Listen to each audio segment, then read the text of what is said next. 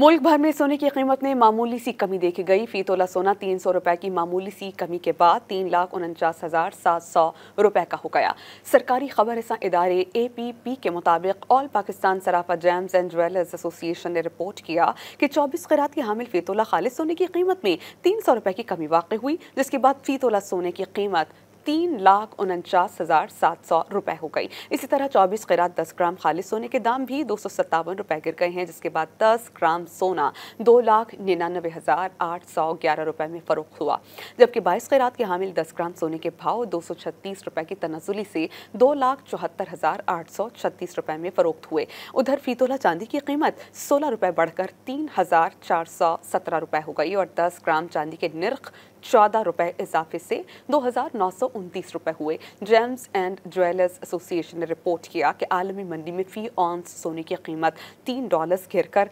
$3,326 हो गई। गुज़श्ता रोज़ फी तोला निर्ख 2,000 रुपए इजाफे से मुल्की तारीख में पहली बार 3,50,000 रुपए की नई बुलंदी पर पहुंचे हैं, जबकि 24 क़रात 10 ग्राम सोना भी 1,715 रुपए महंगा होकर 3,68,000 रुपए में फरोख्त हुआ था।